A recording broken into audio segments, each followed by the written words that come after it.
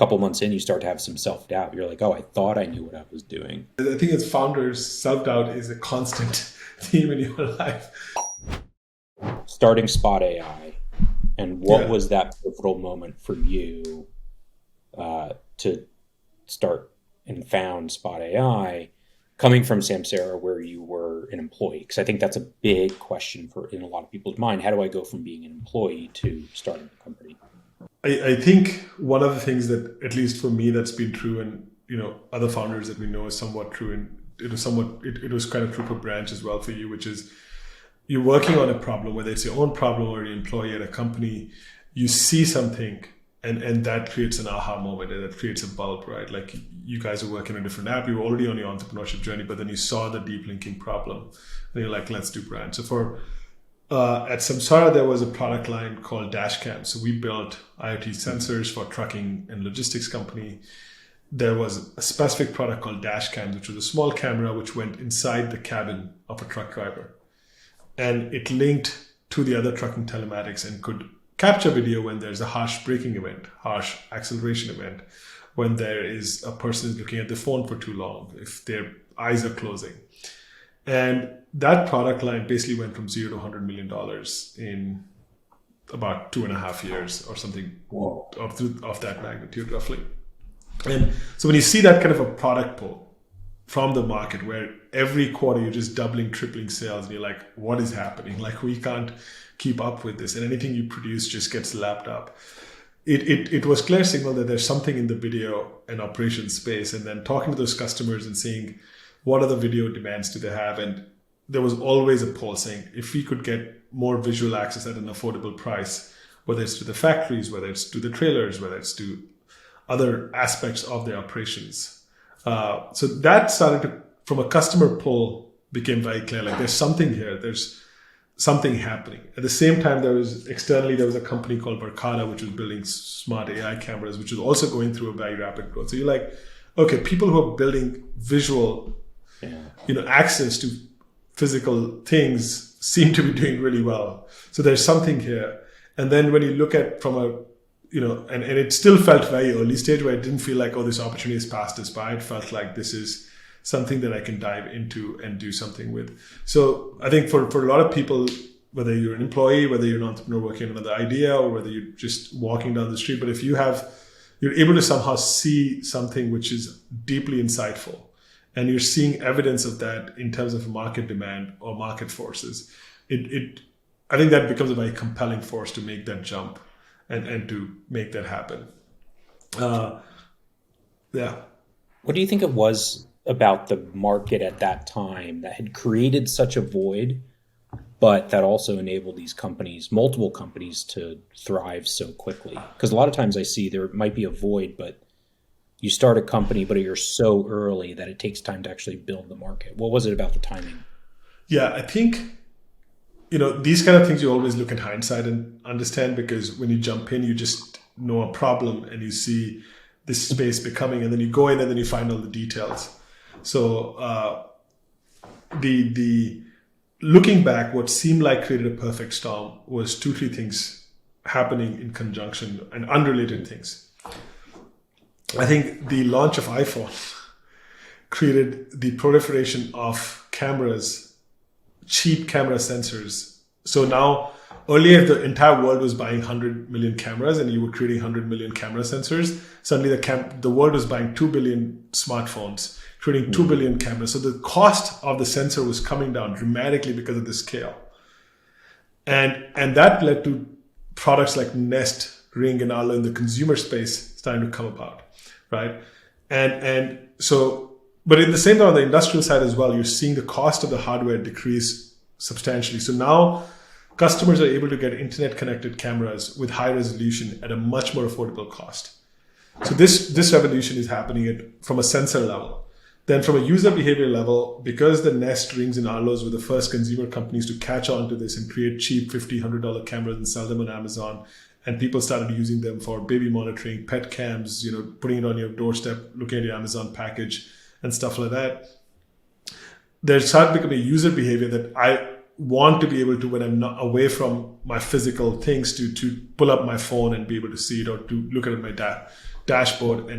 So it created also user behavior where there was a person who was sitting in his office, could track a $50 Amazon package at home, but then when he would go back to home, he could not track a $50,000 shipment or a truck delivery at his office, right? And so that juxtaposition was starting to become real.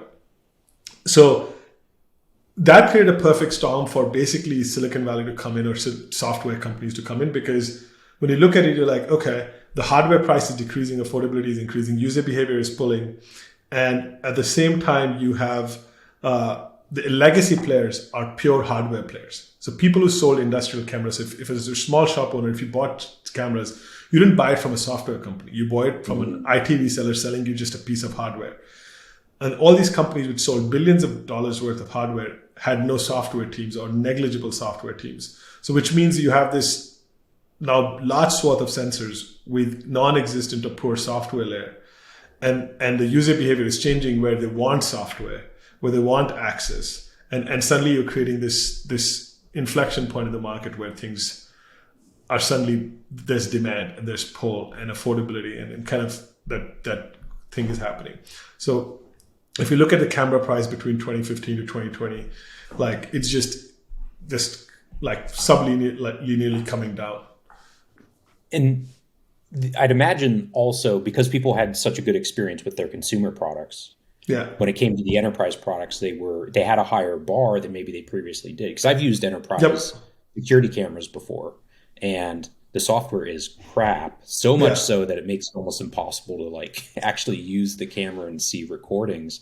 Yeah. And you compare that against a Nest, which makes it really amazing. So you had these kind of this opportunity for enterprise companies to be able to come in and say, we're going to offer a similar level of experience, but for an enterprise application rather than a consumer application. Exactly. It is exactly that kind of juxtaposition where customers are entering the market, they may not, and they're frustrated with the lack of software on the existing cameras, and they're like, if somebody could solve this software problem, we would buy it. And you started this question with, sometimes you start too early and you overshoot the market, or you time the market incorrectly. One of the things with Spot, we made a mistake in the early days was we initially thought in order to sell this software, we have to talk about the latest in AI. And we used a very Silicon Valley approach of like, what is the coolest engineering demo that we can drum up and the coolest AI. And where we were overshooting the market was these customers were like, I can't access my camera. As you said, like I have these cameras, industrial cameras, I can't access them. I want to pull them in my phone or on my dashboard in my home. And they're like, I have to set up IP path forwarding. They're behind a network. I can't access. There's a firewall. I am like, and if actually there were two different brands of cameras installed over the last 10 years. So I have to first log into these two brands of camera and then I have to switch. So and we realized that what they were wanting is the first thing we have to solve is nothing to do with cool AI. So we literally took all our AI roadmap and threw it out of the window for the first year. And we said, we'll just build easy access. Like, how do we connect to disparate cameras? How do we build a good enough software layer where everybody can use the product, can switch between cameras? Basic things like, can I click a button and share a video? Because the market was stuck as that if you wanted to download and share a video, you had to take a USB thumb drive to a video recorder. It's like a VHS-like player. And you download the video on the thumb drive, and then you come back and put it on a Dropbox folder, and then you create the Dropbox link, and then you'd go back to your email, and then you try to send that email to someone.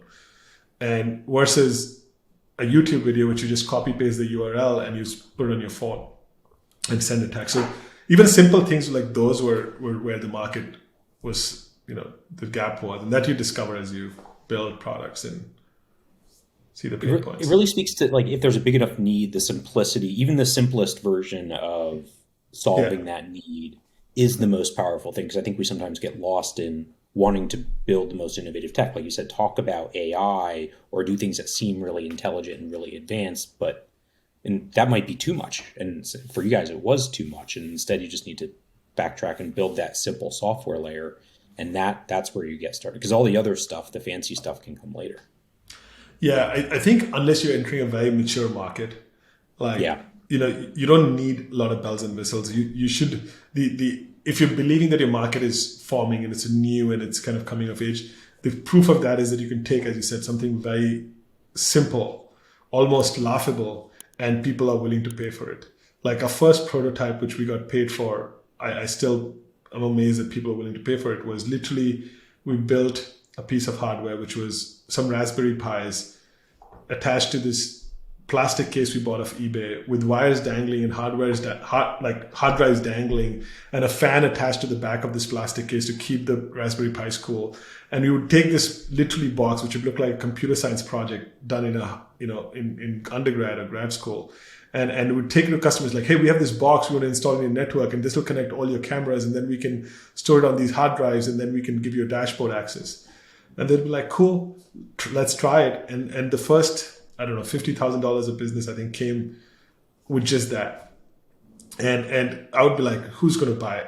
Like, it was not pretty. It was not like, it was literally wires dangling. If you got out of a car, it was like, we were trying to just make sure it's not falling through. And we would literally hook up our computers to the network, do some coding on the spot, and then try to discover that cameras connected to our appliance, get it connected to the cloud, and then give them the access. I mean, talk about MVP, minimum viable product. That's like a perfect example of lean startup methodology. Build the minimum viable product, get it in front of people. And if you're solving a big enough need, they'll use it. And I think sometimes you forget that, where you want to spend 2 years building the perfect product before you put it in front of anyone, but actually get something basic, even if there's wires dangling out, and you'll know early, and you'll get feedback early on whether or not you're solving a big need. Because that must have been really inspiring to put that in front of somebody and actually be able to sell that.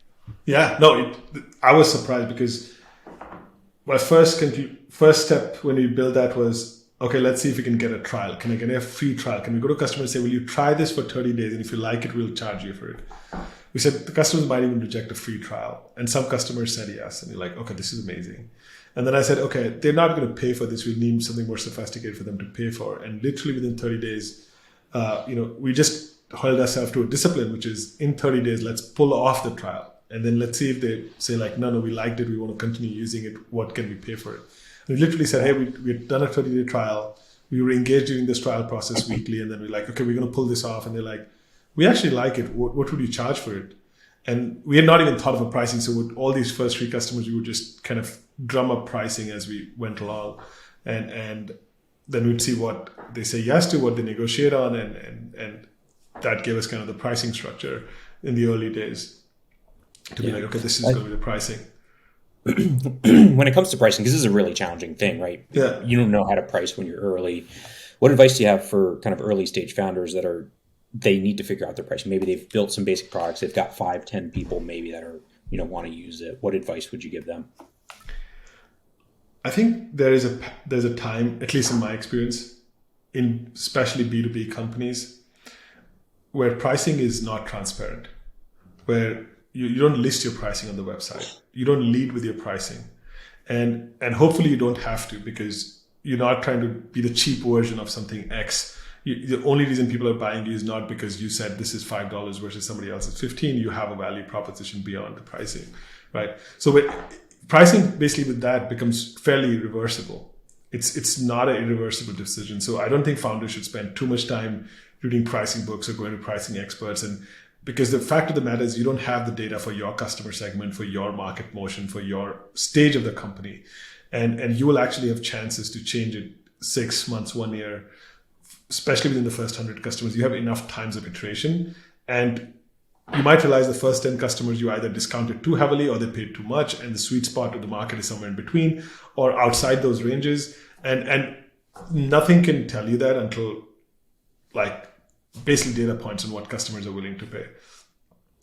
You can look at competition, get some benchmarks. You can look at some comparable products, but those are all just kind of boundary figures to base yourself out of. But where you would personally land is, I think, only customers tell you. And it's a reversible decision. So I don't think founders should take it as like, I have to have the pricing right for the first 5 customers and first 10. I love that. And you don't, it's especially reversible if you don't put it on your website. Yeah, exactly. And now it depends on the product. Some products almost need website pricing. It depends on whether it's more of an enterprise motion, a sales-led motion, or if it's kind of self-serve. But and even with even when you put pricing on the product, if unless your product is purely pricing, like price is the thing that's making you sell. But if price is just something you need to put on because customers are either the PLG motion and they need to buy, as you build more features, you can clearly just take your first tier and call it base and make it so shitty that nobody wants it, and suddenly you have a value. So I think you can in the early days when you don't have too many customers logged in, there's multiple ways to like I feel pricing is a fairly reversible decision early on. Yeah, I agree.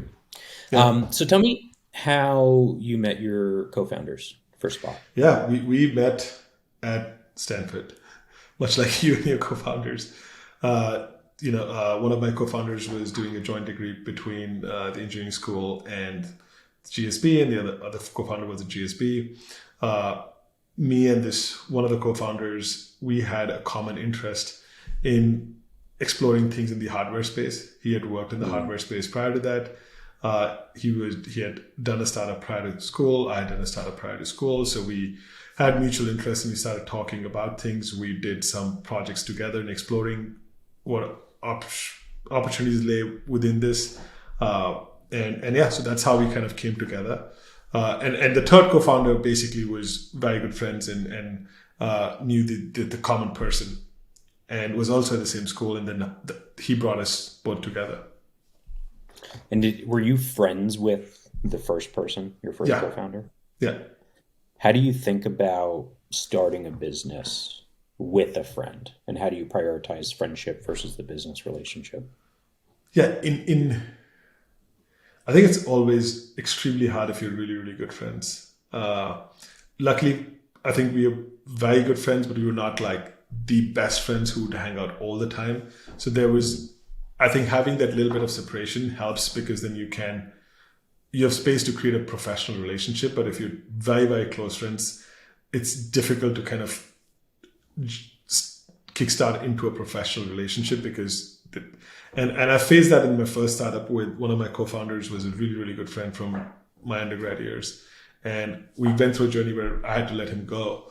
And that was tough because there was a friendship, there was a co-founding relationship. How do we transition from friendship to professional relationship?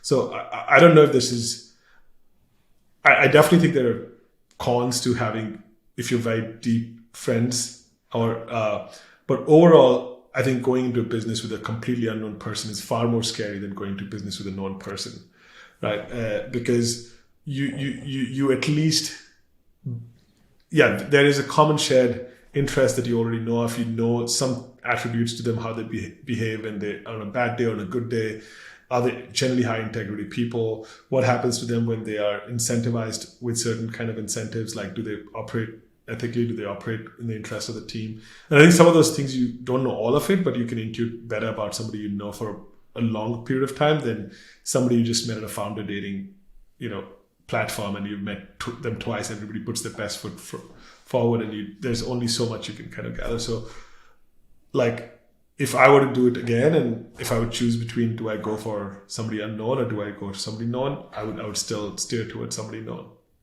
Yeah, I like that. I am kind of intrigued by the founder dating platforms. Yeah. Where you meet the whole goal is to meet a co-founder, because I think it can work, but I think it creates a lot of risk.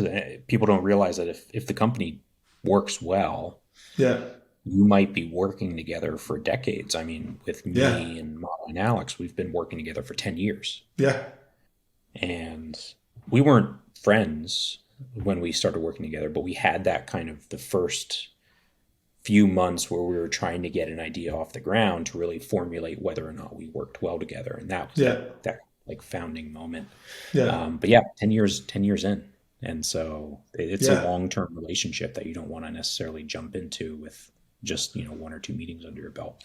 Yeah. I think what you said about 10 years is actually what most people don't realize. They think the startups is something you build or you sell or scale within 3 to 5 years. But the reality is, if you're building a business, it's probably, and if it's doing well, you're in it for at least 10 years, right? 8 to 10 years. You are with each other, and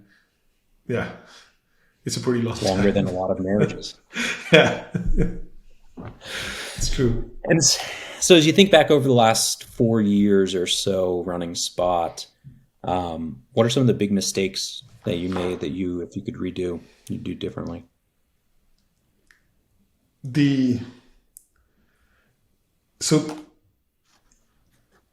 the big mistakes keeps coming down to two things, which I'm sure you've experienced yourself, and you've talked to other founders, and it comes probably as a recurring theme. At least when I talk to the founders, it seems like a recurring theme. One is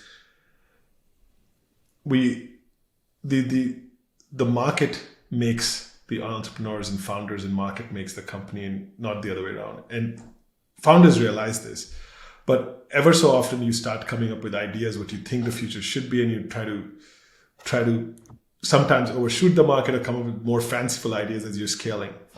And the reality that keeps hitting back is just do the obvious thing that the customers are asking for that's right in front of you. Don't like it's almost once you start getting distribution and scale, the ideas of what to build and what to scale are fairly in front of you because the customers are pulling you in a direction. And so there have been multiple times, including in the last couple of months I can think of, where we like, oh, we should be doing this because this feels like the right thing to do, or feels like where we want to take the company, and but then coming down to saying, where is the market? What's the customers asking? Can we just go ahead and do that? And we realize when we do that, things. I'll give you an example, tangible example of that from last year.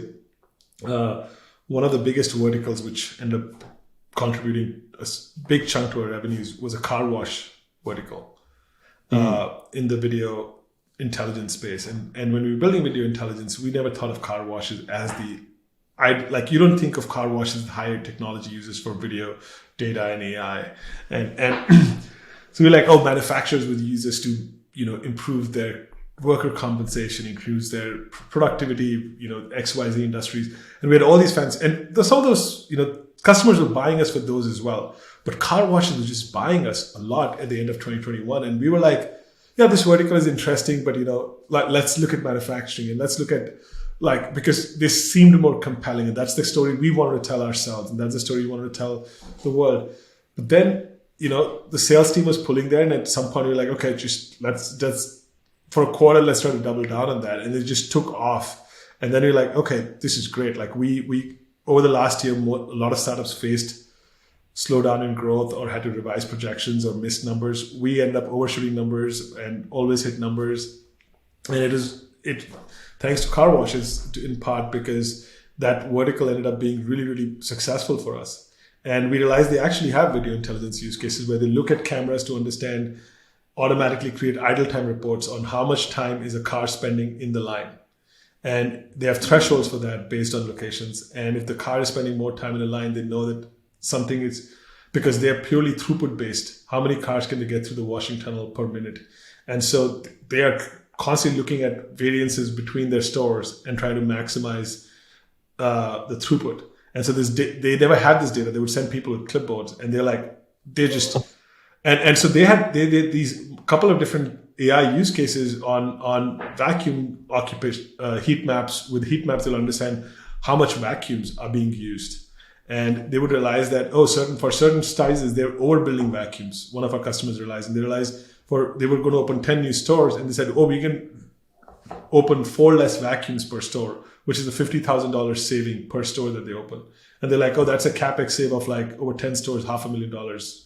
Like and this they discovered within the first 30 days of using the product. So they're like, we're happy to pay you. We're happy to expand you to every store we have. We're happy to refer you to other cars. So, there are things which you don't think about, and never in your whiteboarding sessions, in your intellectual discussions, sitting in Silicon Valley, things that don't seem obvious when the customers pull. So I think that continues to be a lesson, and how to, because there's a desire to kind of paint a vision and work towards it, but there's also a reality of the end goal is still that multiple businesses and industries will use video intelligence, but the path to there, the customers will guide at their own pace. The second thing is about firing. You always look back and think about, everybody wants to hire better, everybody wants to hire A talent, but we all have misses. I don't think anybody can look back at the track record if they've hired long enough to say that everybody they hired have been exceptional. And so we make mistakes in hiring, and not because the other person is bad, because they're not a great fit, or stage misfit, or market misfit, but then being able to correct the decision fast enough, because we always tend to justify ourselves, whether it's like, oh, just give it another quarter, or I can coach this person. That's, I think, the worst mistake, is you believe you can really coach people out of really negative places. So those two things, I think, are continuous mistakes, which I think continue to make and continue to get better at, but it's still paths to get to zero on those. Yeah.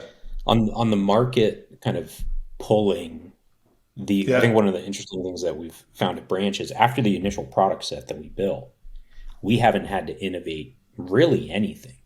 We've had to build things, but for the most part, our approach, and we've done this multiple times throughout our history, has been to, since we're software, we can look at how people are utilizing our software, and we'd see tags and how people are tagging it or where they're putting it. Yeah. And we would just go through and we'd do a Pareto analysis, and we'd say, okay, what are the 100 different ways people are using it, and then what are the top 5? Yeah. And then we built products around that. We productized what thing people were hacking around, and similar for you guys, right? People are starting to use your product in a way that you didn't necessarily intend. But if you look at that and you pay attention to it, and you build from that, you can benefit, because that's what, if there's a little bit of pull, there's probably 10x the number of people that want exactly that. Yeah. So no, 100%. That's and to me, like, getting to that point where the market is giving some kind of pull or clear signal which you can build on is a very important point, right? And I think I'm jumping around a bit, but this is exactly what I feel in the product market fit stage. Like, we're talking about building MVP, getting out, selling, is really important, is that how quickly can you get to 10 customers and do whatever it takes to get to 10 customers. And you might abandon all 10 and realize they were the wrong segment or the wrong user persona or ICP or whatever. But I think, because then you get the clear signal of what people are actually using it for, which parts of your product actually resonate, which part of your thinking actually meets the market. And I think that's really critical. And I think one of the mistakes I've seen people do there is they would go back and start changing the product definition too much, too soon, before they get to 10. Because if you because insights are difficult to get, right? Like, you all had a deep linking insight. That's like, you can't get an insight like that every year, right? You luck into it, you work hard into it, but it happens in a few years. You might get one. You can't keep generating insights all the time. And so similarly, like, once you have an insight, it's kind of important to stick to that insight that video is going to get used a lot more in businesses. Now let's find the businesses which also believe in this insight, and let's iterate on the customers until I find a customer who's pulling, and then look at what they're pulling and then build more of, and only change the product if it's completely come to an impasse. And at that point, I don't even call it a pivot. At that point, it's just a restart of the business. But it's not as much of a pivot as much as you're literally just saying, the previous idea and startup almost didn't work, but with the same people and the same resources, I might go and do something completely new. Yeah. Now, one of the risks with kind of following your customers into what it is they want or what they're asking for is that you can get a bit lean a little bit too much into building features and functionalities for customers to the point that you have too many. How do you balance that, or how do you think about that? Yeah, I think the question is we have this classic thing of the value hypothesis phase or the growth hypothesis phase. Like, which phase are you in? Are you trying to prove that your insight actually has value for a certain small subset of niche players, or are you trying to figure out how do you grow your pie, right? And I think if you define your value hypothesis phase narrowly enough, if it's just the first 10 customers, I think building stuff for them, which doesn't sound at least one-off, even if it sounds that industry specific, but it doesn't sound that customer specific, I think it's okay to build in the early days. But when you're getting past 5 or 10 customers, I think you should by then have a sense of what common features are starting to extend to much larger like then you think of growth and saying, okay, what do the next 100 customers look like? What do the next 1,000 customers look like? What would the commonality be? And then if you have to let go of 3 customers because they are pulling you too much in a direction which does not resonate with how 10 to 100 journey happens, like saying no to customers and losing that churn, I think is completely okay. And I think aligning your investors also on that, saying, hey, we're going to go fast to 10 customers. Some of those customers will not be right for us for the growth stage or the early growth stage or the first growth spurt. And so we will churn them. And let's be okay with that. Like this phase is quick way to get to that value proposition. Find those 5 customers that can repeat, and the other 5 we'll kill. We'll give them back their money. We'll keep the goodwill. We'll do whatever needs to done to but not get encumbered or have a sunk cost because these 10 customers, 5 of them are completely. But I think overthinking too much in the early days of like, as long as it's not customer specific, it's industry specific, I would still build it because it's better to do something and build something and get in front of customers than keep holding back. Yeah, it's like this weird balance. When you're really early, you kind of want to build what the market needs. But I remember specifically a couple early customers or potential customers in branch history. There was a couple that were just way off. Yeah. You got a demo with them and they said, this is interesting, but what I really want is this. And you could have spent 6 months building it. But I think what we tried to avoid or we tried to look at was, will other or high percentage of other customers want this? Yeah. Because so you have to balance it. And that was the way we look at it. If we think this is applicable to everyone else or most other people, we'll do it. If we think it's very siloed to this customer and maybe a few others, we would say no. And it's hard to turn down customers in the early days because you want every single one of them. But I think that's important too.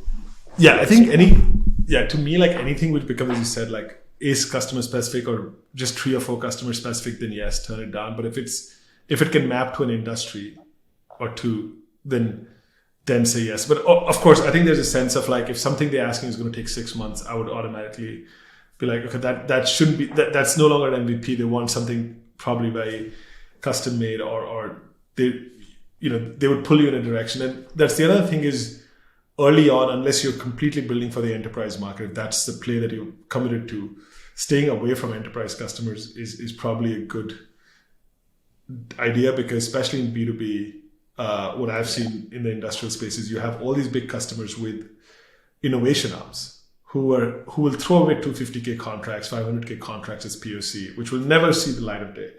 And for a startup, few $100,000, 500K a contract is huge money, especially starting out. But you then get siloed into this innovation directors, women, fancy, and then you're building for a customer who's actually not a real customer. So I think that's also another paradigm, is like to build for customers who are not just innovating with you, but actually have a use case, are actually going to start using the product, and avoid customers which are just not in the real use case phase, or who are going to anchor your product completely in a very singular fashion. Yeah, so somebody mentioned recently in the really early stages, don't sign 12-month contracts. Do a 3-month contract instead with your earliest customers, because a 12-month contract is too long to be able to get early signals of whether or not they're going to churn, whether or not you're solving a real need. If you do a shorter contract, monthly or every 3 months, then you're able to get those faster cycles, those faster iterations. Yeah, interestingly, we took a different approach, which worked for us. And this was something I learned at Samsara, where we, in this is probably unique to hardware, it may not be true for pure software companies, is people are used to buying their hardware in multi-year cycles. So just like you buy your television, cars, refrigerators, whatever else, at a personal level, companies buy most hardware in multi-year cycles. So even when you sell a hardware SaaS product, they don't like the idea that something to do with hardware, I'm just going to buy for a month or 2. They're like, okay, if it's a camera software, I don't want to intend to change this for 5 years. And so Samsara would sell 3 to 5 year licenses. And the advantage of that was, not only did they buy 3 to 5 year licenses, they pay you upfront. So cash flow perspective, an important thing for startup.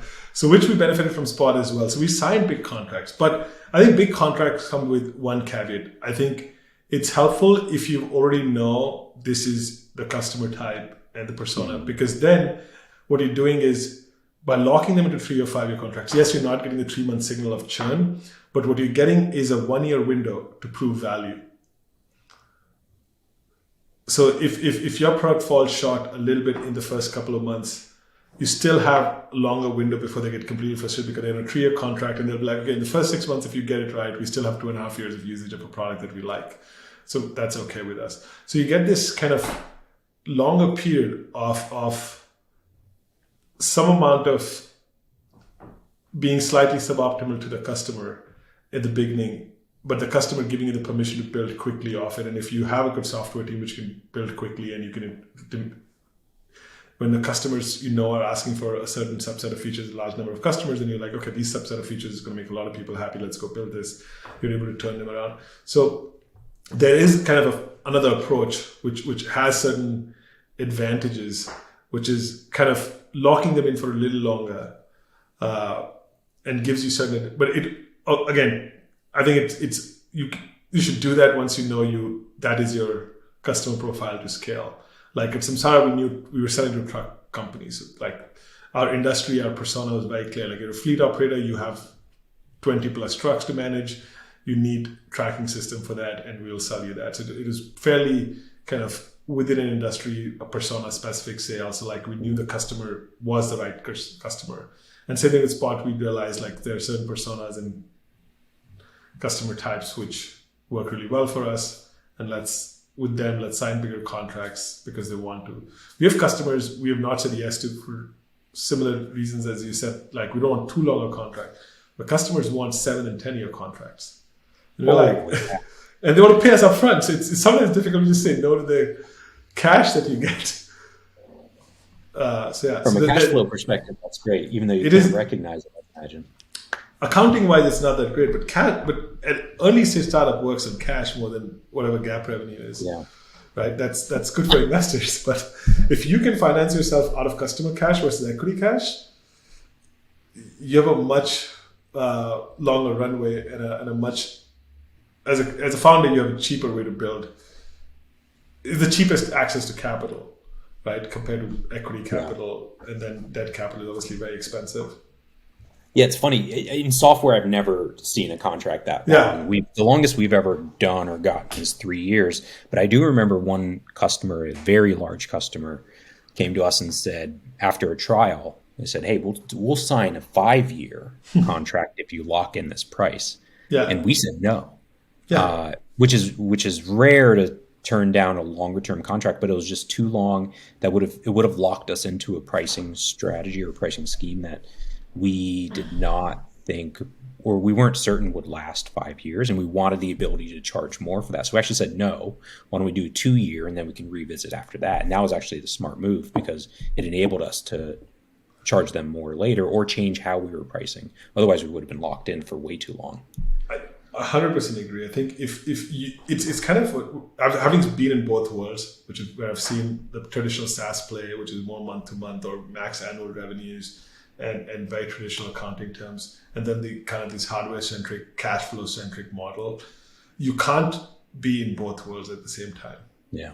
So if you're playing a pure software game, it's much better to be, I think, in the pure software play, build shorter contracts, increase prices as you build more features, increase value and increase your prices. And as you said, you don't want a 5-year contract because probably the person isn't paying you upfront. Even if that one person is, your entire cash model is not built on that. Your entire cash model is built on that you will increase your average price per customer over the 5 years. So a customer that's valued at $20 today is going to be worth $50 in year 5. And so your book of business, when you present to investors, like, hey, this is $60 million today or $50 million today, is going to be, $100 million, even if I don't do anything else, because these existing customers, based on historical renewal rates and pricing increases, is going to be worth X amount, right? But if you're playing a cash flow game, it works. But eventually, like even Samsara, as we were preparing for IPO, we had to go back to the basics of annual revenues and stuff. So this is good early stage hack if you're in the industry which pays you upfront. to basically get a cheap access to capital and use your own dollars to grow. But it's a pod committed strategy. It's a strategy that you can't go half in, half out, and kind of be in both. Like, you can't swim in two boats. Yeah, it's so fascinating because in software, in the SaaS space, it's people don't want to pay. They don't even want to pay annual upfront. They want to pay monthly payments. Yeah. Okay, so talking about your first 10 customers, what did you do? How did you approach getting your first 10 customers? I think when the product lacks credibility in the early days, all you can sell is your credibility. So you go to your friends, you go to your friends of friends, and you try to take any warm introduction as possible. The first 3 customers I was telling you about who paid us, all the introductions happened through a common connect or through a direct, existing prior relationship. Somebody went to school with us. Somebody was, known to us through a family relationship. Somebody was known to us through another friend of a friend. And they would vouch for, these guys are smart. They're building something credible. They would stand by the product. And, you get the permission to play or at least demo and trial and get into a real conversation and talk through them. The first 3 or 4 definitely came that way. Once we realized some commonalities between the first 3 or 4, we did try to buy lists online of companies which fit similar profile, and then find people within those companies with similar, designations, titles, and go after functions and do basically hire a BDR and basically do dials and be like, can you set up demos for the founders? And the founders get on sales calls and sell. And till the first 10, 20, it was a combination of these 2. We kept trying to find as many connects from our friends and friends network, investor networks, whatever, who will give us a warm intro, who will listen to us and try to sell it to them. And then we did have a BDR just kind of calling and emailing a bunch of people who looked similar to the people we were getting introduced to our friends and who were saying yes, saying, okay, find more of this, because if this one person buys it, they're giving me a meeting because they know me through XYZ reasons, but they're buying because they do see some value. They're not spending thousands of dollars or tens of thousands of dollars because they like me. They're finally spending tens of thousands of dollars because they're seeing some value for their business. And so let's go find somebody else whose business looks like theirs, and then try to sell to them. And then some of them were easier, some of them were tougher, kind of to build this, engine from. How long did it take you guys from the time you started working on the company, the product, to selling your first 10 customers, having that 10th customer? We had a eventful first year of selling. So when we started selling the product, was the first product we sold, that janky little plastic case with, hardware is dangling, was end of Jan, early Feb 2020. And by March, first week 2020, we had 3 customers.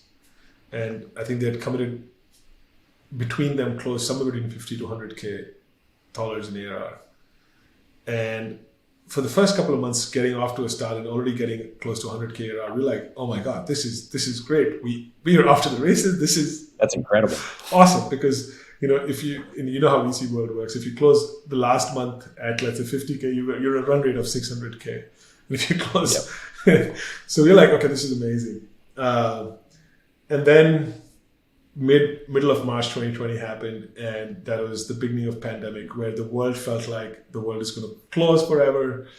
There's going to be no business. The economy is completely going to come to a standstill. Sequoia printed the world is ending document, and that was a shocking thing for us, because for us, what happened was we had meetings booked through this BDR, about 3 or 4 a week for the founders for the next few weeks, and everything got canceled. Customers are like, we don't know what's happening. Right now we're dealing with sending our work people back home. We're dealing with this new reality. We'll reconnect in the future and let's revisit. Like, this project is still alive as far as I know, but let's revisit in the future. So the next month, 2 months was absolute dry. Like, we didn't sell anything, I think, for 2 months after that. People didn't have budget clarity, people didn't have. And our initial customer segment had come from property management companies. That was the sweet spot we'd identified because they had multiple locations, they have security cameras, they have different brands of security cameras because they buy properties at different times, and the management structure stuff, etc., just worked really well. And so we had three property management companies kind of locked in at this point. And for 2-3 months, we didn't sell anything, and we had to make a hard pivot at the end of June, not pivot from just a customer segment perspective, realizing that property management companies are not getting paid rent from their renters. So they're not spending any money on any technology.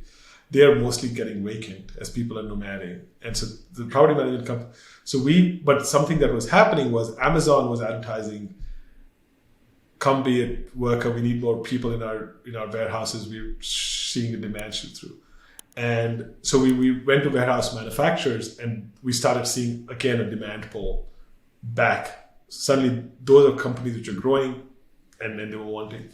So then it took us another 4 months to attract the next 7 or 8 customers to finally get past 10. So the overall journey probably took us, I think, close to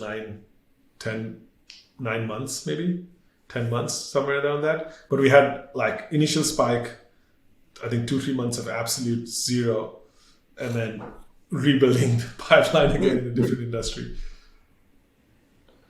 That's wild. And even that, to be able to go from 0 to 10 customers, and what would you estimate your revenue, like your ARR was at that time? Maybe a couple $100K. Yeah. Yeah. That's pretty good. And how long had you guys been working on the product before you started selling it in January 2020? So the current iteration of the product which we sold was about a few months. Cool. So all in, about a year from starting to work on something to... For this iteration of the product. There was about a year and a half we wasted, or not wasted, we basically spent on the previous iteration of the product which didn't work, which was the AI cameras and building the AI. And so once we realized, let's build a simple software access, from then to now, it was about a year to get to 10 customers. Yeah. So about a year and a half of iterating and trying to find product market fit before you... before you change. Yeah, that's a little bit more, I feel like in line with a lot of companies where you have to go through that grind. You have to go through that year or two, usually, figuring out. I was just talking to somebody about Figma. And Figma spent basically 4 years before they really publicly launched their product. And I think that's... then 4 years after that, it was growing like crazy. But those first 4 years were just grinding, not even having a public product. It's pretty brutal. I think we both talked to some early stage founders, and to me, it's always like, if you're not prepared for 2 years of just slog of where you're not going to get validation, you're not going to get a lot of external signals that you're on the right path or not, and everything is going to look tougher than you would imagine, then don't do it. Because it's the fact that, they launched in 6 months, they were X or Y, that's rarely the case. You said there's always that period of soul searching, product searching, market searching, and everything kind of starting to click. And then, then you have phases where something clicks and you just grow really fast. And within growth phase also you have pauses where you like, I've saturated my existing strategy of growth, and like before we move to the next segment or the next tier of customers or the next vertical, like there's normally maybe a quarter of pause, and then you figure something else out and move forward. And it weighs on you. And I think that's something that a lot of people underestimate before starting a company. And then you start it and you realize a couple months in, you start to have some self-doubt. You're like, I thought I knew what I was doing. A couple months in, you have that self-doubt. You start to question whether or not you were smart making that bet, or maybe you're an idiot. You misjudged the market. And I think it can be easy to underestimate how much of a slog those first couple years are, because you're usually coming from an established company that has product market fit, that has brand awareness, that has support. And to jump from that into starting something from scratch where nobody knows what your company is, nobody even probably believes in what you're doing, and there's no market for it, and you're trying to pitch people who has never heard about your company. That is so hard, and you might do it for years before it starts to stick. Yeah. And that can I be don't know if really self-doubt challenging. ever goes away. I think as founders, self-doubt is a constant theme in your life, because the first 2 years, I think the most grinding on the self-doubt, because there's Yeah. no external validation. There's zero validation coming from customers or investors. You might have raised a small round in here and there, but like the real kind of, you're not seeing the hockey stick growth. You're not seeing those parameters that you, after that, at least you start seeing some of those happen and you feel a little good, but then you always look ahead at the next evolution or stage of the company. And then you're always in doubt of like, hey, can I actually scale the company to the next stage? So I think the self-doubt, I think, is just, I think is a feature which just stays on in different capacities Yeah. with founders, at least in my experience, at least for me. And you just learn, you get better at dealing with it. You also get better at the highs and lows of the startup journey. Because I remember the first time at Let's Intern, every time we would have a win, I think we discussed this a little bit. Every time I had a win, I would feel like I'm on top of the world. I'm going to crush the world. Every time I had a Yep. loss, I feel like I'm the worst human being on planet Earth. I'm the least intelligent person ever known to mankind. Like I'm going to screw everything Shut up. it down. Yeah, like I'm Let's going to close screw the everything. business. We lost a customer. I'm Yep. not good at anything, and every rejection is a personal rejection. Like if a candidate rejects you, if a investor rejects you, if a customer rejects you, like, oh, they rejected me, right? Yes, And then personally. it's like it's a personal rejection. As you grow a little bit, and you're like, okay, one said no, the other will say yes, and even when the biggest customers say yes, you don't get too ahead of yourself. You're like, okay, it's this. It doesn't mean you're the best person and you're gonna crush the world. It's you had a great day and a great month or quarter or year. Like, great, celebrate, be happy, but be humble, and you know there will be days when you would be kicked the other way around. I think that's big learning, and Yeah, just the concept of if go in with expecting 2 years of yeah, testing and failing and hearing no and hearing doubt from people. And it's one of the hardest things because you'll have people saying, why are you working on that? Isn't there yeah, another company that solves that, or why that problem? Or it doesn't seem yeah, like a big yeah, opportunity. And you have to be determined enough in your belief that you persist forward, but yeah, also insecure enough that you're still listening to feedback and kind of taking that into yeah. account, and kind of being flexible and adaptable as you hear certain things that are worth listening to. It's like this weird juxtaposition between that confidence and that insecurity. Yeah, it's yeah, it's kind of one of those things. Like, if you're too malleable and too coach, like if everything external affects you, then you can't be an entrepreneur, because all the no's will just grind you to death.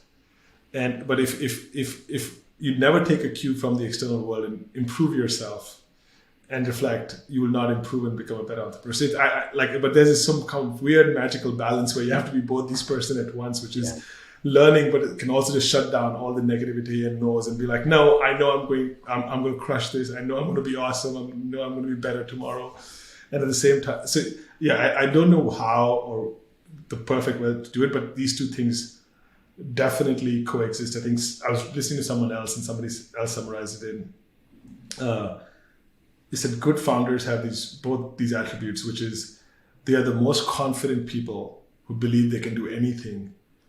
At the same time, they're the most insecure people who believe if they don't do everything, nobody would love them or nobody would care about them. Mm, And they kind of carry these two things about them, these two worlds within them, which is they're always trying to overachieve. They're always trying to go above and beyond because they believe the world will validate them personally if they are able to achieve these things.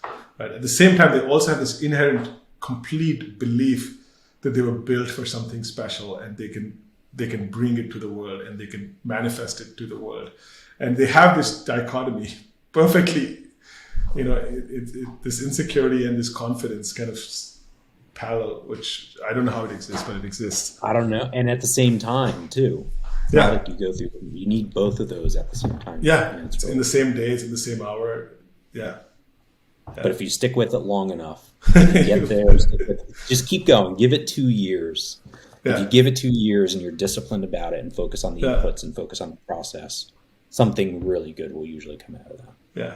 definitely a believer in that. I have not seen somebody persist and not come out with a reasonably okay outcome. Like, I'm not saying every outcome will be an outlier, massive $1 billion outcome, but will it be an outcome which will be equivalent to earning a salary for 5 or 10 years? Yes. Like, if you just persist and stick with it and do the, like, work reasonably hard, work reasonably smart, and just but persist. Don't give up. And yeah, And usually a much better outcome than you'd get yeah, working a 9 to 5 for somebody yeah, else.